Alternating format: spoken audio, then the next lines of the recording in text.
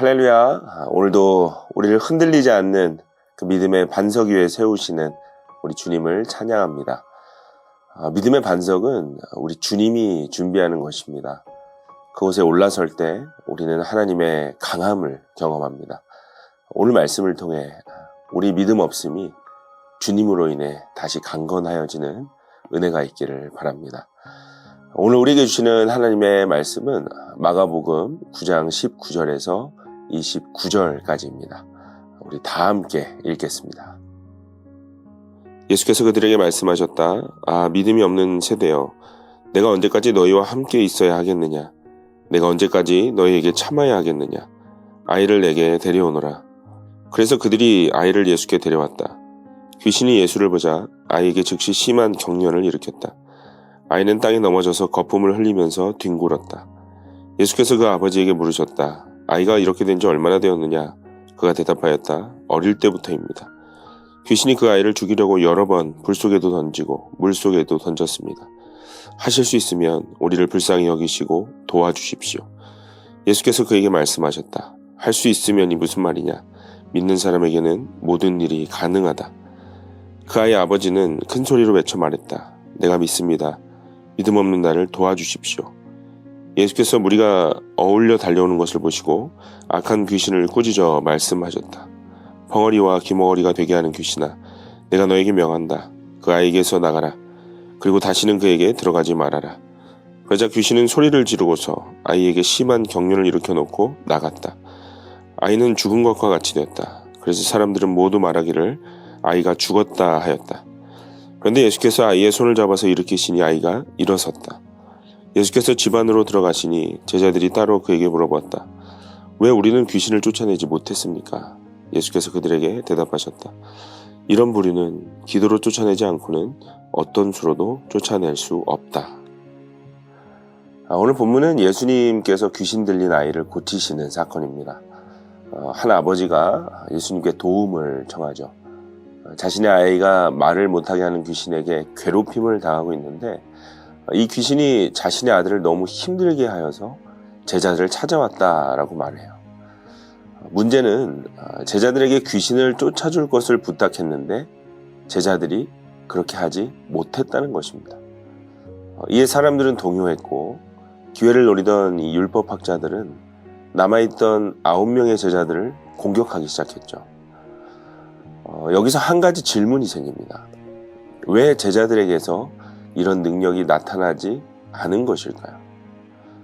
이미 마가복음 이전 장에서 제자들은 실제로 귀신을 쫓고 또 병든 사람을 치유했었습니다. 그런데 왜 지금은 되어지지 않았을까요? 사실 제자들 자신도 이것이 궁금했습니다. 그래서 예수님께 질문했죠. 오늘 28절을 보시면 제자들이 예수님께 이렇게 질문했어요. 왜 우리는 귀신을 쫓아내지 못했습니까?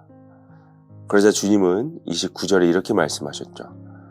기도로 쫓아내지 않고는 어떤 방법으로도 불가능하다. 문제는 그들이 기도 없이 애를 썼다는 것입니다. 여러분, 기도가 무엇일까요? 기도란 내가 할 수 없음을 인정하고 하나님께 그 문제를 의탁하는 것, 이것이 바로 기도입니다. 하나님이 하셔야만 가능하다는 것을 고백하는 것이 기도예요. 그런데 제자들은요, 그것을 하지 않았어요. 자신들을 과대평가했죠. 오늘 본문은요, 이 한 사건을 통해서 두 부류의 인물을 비교하고 있습니다. 믿음이 있다고 여겼던 제자들과 믿음이 없다고 인정한 아이의 아버지입니다. 이 두 부류의 인물을 잘 비교하면서 오늘 말씀을 쫓아가면 좋겠습니다. 그리고 우리는 어느 쪽에 더 많이 속해 있는지를 점검해 볼 수 있으면 좋겠습니다. 어찌되었든 이 모든 설명을 들으신 예수님께서 바로 제자들을 책망하시는 장면이 오늘 본문 19절이죠. 믿음이 없는 세대여, 내가 언제까지 너희와 함께 참아야 하겠느냐. 예수님의 이 질책은 그리스도인으로 살아가는 우리들에게도 던져진 질문이죠. 지금 예수님은요, 믿음이 있다고 스스로 확신하는 그 제자들에게 믿음이 없다고 말씀하세요. 왜일까요? 제자들은 자신들의 경험을 믿음이라고 착각하고 있었기 때문입니다.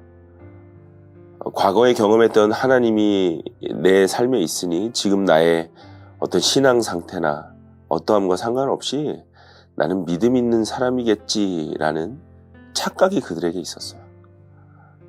그러니 지금 내가 처한 어려움들도 당연히 나 스스로 이겨낼 수 있겠지라고 생각했다는 것이죠.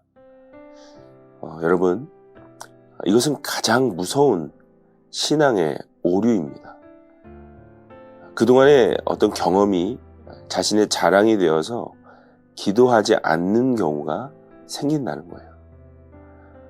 하나님, 제가 지금 이 상황에 어떻게 해야 하는 건가요? 이렇게 질문조차 하지 못하는 그런 건조한 신앙이 되어갈 때 예수님은요, 내가 언제까지 참아야 하겠느냐 우리에게 말씀하실 수 있다는 거예요. 이러한 예수님의 질책이 끝나고 주님은 아이를 데려오라고 말씀하셨죠. 아버지는 떼굴떼굴 구르면서 신음하는 그 아이를 보면서 이전부터 아이가 얼마나 힘든 일을 당했는지를 예수님께 설명합니다. 그리고 22절에 하실 수 있으면 도와주십시오 라고 간청해요. 제 아들을 치료해 주세요. 이렇게 아버지가 말하자 예수님이 이렇게 대답하셨어요. 믿는 사람에게는 모든 일이 가능하다.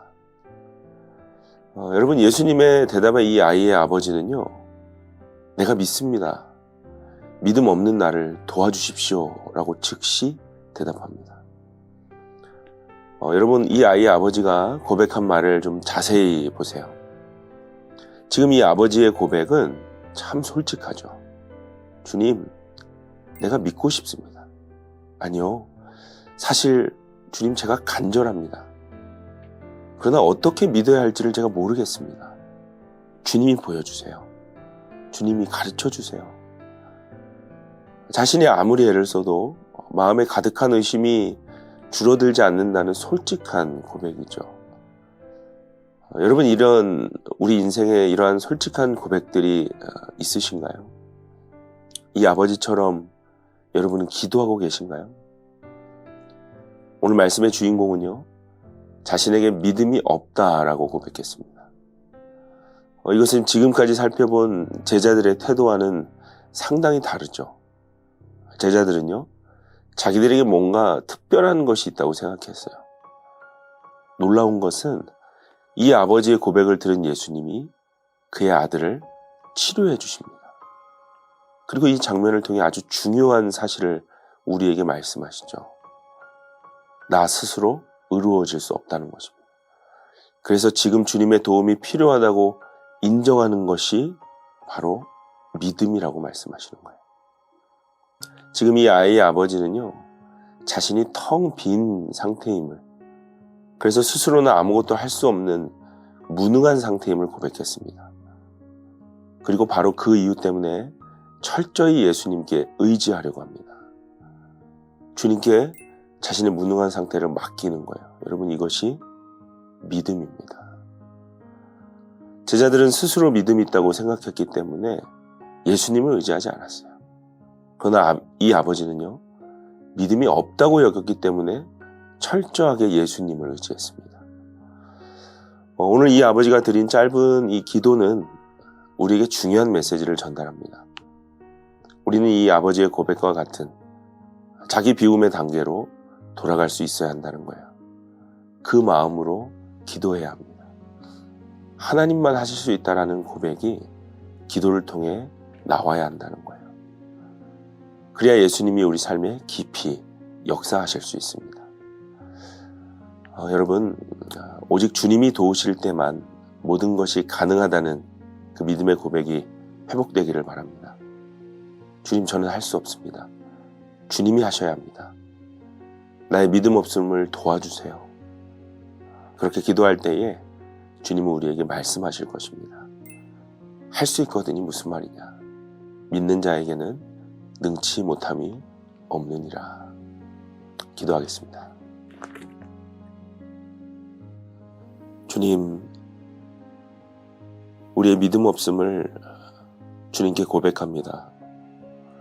늘 무언가 가지고 있다고 생각하고 이것이 신앙생활에 마저 내가 무언가를 하고 있다라고 여길 때 오늘 말씀을 다시 기억할 수 있게 하여 주옵소서. 주님, 나는 아무것도 할 수 없습니다. 주님이 필요합니다. 이러한 기도와 믿음의 고백이 우리 삶에 있기를 원합니다. 그래서 하나님, 우리가 드리는 많은 기도의 요청들이 주님 하실 수 있으면 도와주세요 라고 고백할 때 할 수 있거든요. 무슨 말이냐, 믿는 자에겐 능치 못함이 없다 격려하시는 주님의 음성으로 바뀌어갈 수 있게 하여 주옵소서. 오늘도 삶을 살아내면서 여러 가지 기도의 제목들을 주님께 올려드립니다. 주님, 우리의 믿음 없음 가운데 주님의 믿음의 반석을 허락하셔서 더 강건하게 주님 준비하신 그 반석 위에 서게 하여 주옵소서. 예수님 이름으로 기도드립니다. 아멘.